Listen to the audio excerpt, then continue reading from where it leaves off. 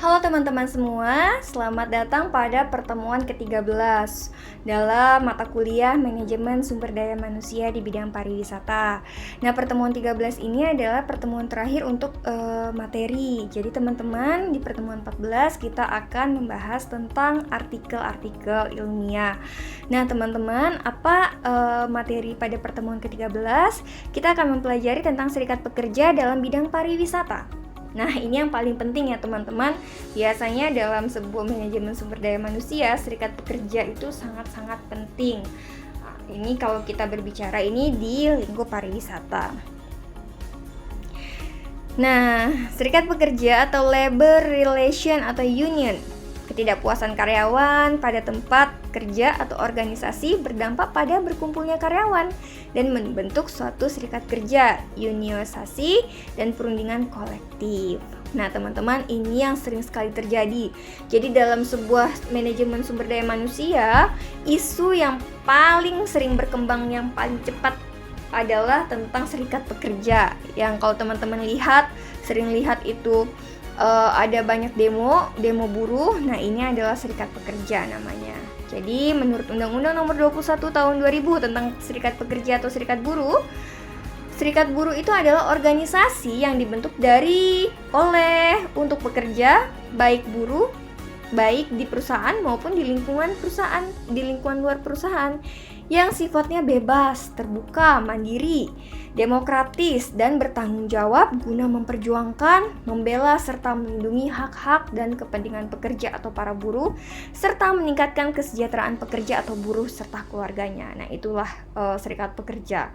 Jadi memang ini adalah sebuah organisasi, tetapi ini resmi ya teman-teman. Artinya teman-teman jangan menganggap bahwa ini adalah organisasi yang tidak resmi. Ini resmi karena diatur dalam Undang-Undang Tenaga Kerja.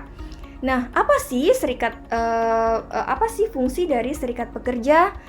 Yang pertama, sebagai pihak dalam pembuatan perjanjian kerjasama dan penyelesaian perselisihan industrial. Jadi kalau misalnya ada masalah dalam ketenaga kerjaan, itu biasanya serikat pekerja ini sebagai pembuat perjanjian.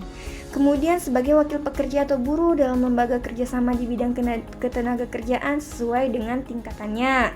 Yang ketiga, sebagai sarana menciptakan hubungan industrial yang harmonis, dinamis, dan berkeadilan sesuai dengan undang-undang yang berlaku.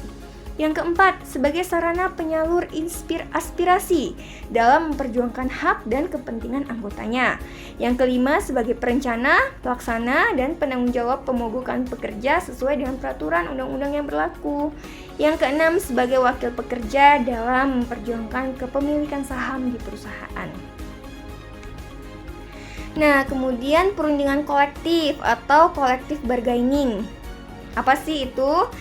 Collective bargaining atau perundingan kolektif adalah suatu proses di mana para wakil atau representatif dari serikat pekerja dan manajemen bertemu dan bermaksud untuk melakukan negosiasi dalam penetapan syarat-syarat hubungan kerja. Nah, ini mereka sebelumnya itu mereka sudah melakukan negosiasi dulu dalam penetapan syarat-syaratnya. Kemudian terdapat dua tipe dasar perundingan, yang pertama tradisional, yang kedua integratif. Tradisional ini menyangkut masalah distribusi benefit, yaitu pengupahan. Ini biasanya yang paling dasar ya teman-teman. Biasanya kalau misalnya serikat buruh itu sudah demo, itu kalau nggak tentang kontrak, pasti tentang upah. Nah, kondisi kerja, promosi, pemutusan hubungan kerja, hak manajemen, dan lain-lain.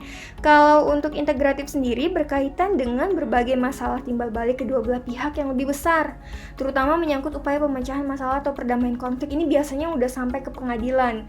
Jadi biasanya lingkungan perusahaan yang menggugat atau dari lingkungan pekerja yang menggugat. Pasti ada satu masalah besar yang mereka sampai menggugat ke pengadilan. Nah, ini adalah dasar yang kita sebut sebagai integratif. Nah, faktor dan tahap perundingan.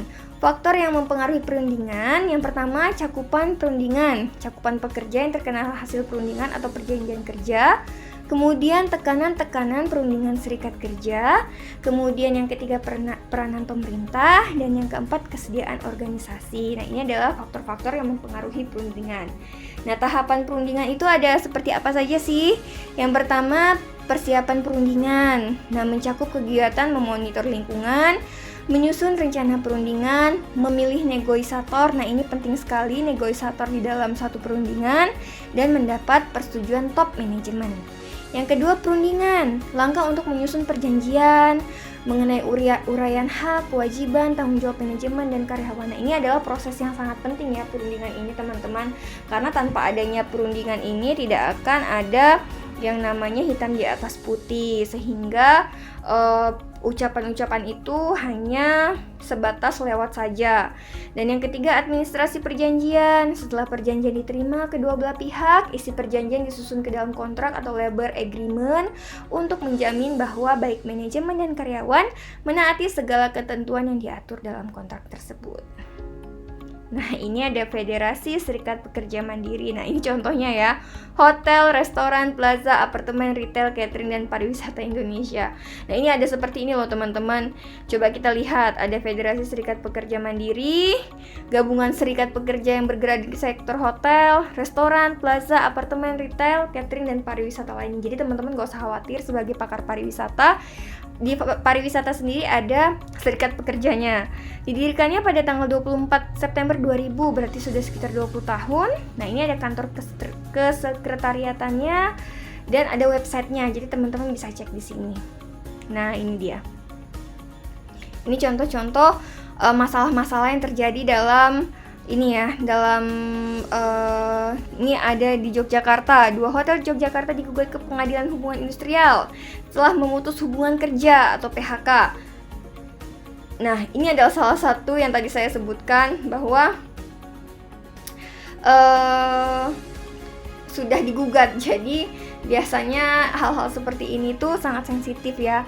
Kalau misalnya memang antara perusahaan sama serikat pekerja tidak akur, biasanya akan seperti ini, beralihnya ke pengadilan. Nah, kita tinggal tunggu saja siapa yang menang dan siapa yang kalah. Baik teman-teman, demikianlah presentasi saya tentang serikat pekerja karyawan. Semoga teman-teman bisa memahami penjelasan singkat saya. Jika teman-teman belum memahami, teman-teman bisa membaca kembali pada buku pegangan yang saya berikan sebagai sumber belajar. Nah, demikian adalah pertemuan terakhir untuk materi kita sebelum kita masuk pada pertemuan di sesi terakhir, yaitu pertemuan untuk membuat artikel ilmiah. Teman-teman, saya mengucapkan terima kasih teman-teman sudah memperhatikan dan melihat, serta teman-teman sudah mengikuti pembelajaran ini dengan baik. Saya berdoa semoga teman-teman lulus dalam mata kuliah ini. Nah, sampai jumpa pada pertemuan selanjutnya, mungkin dalam mata kuliah yang berbeda. Sekali lagi saya mengucapkan terima kasih.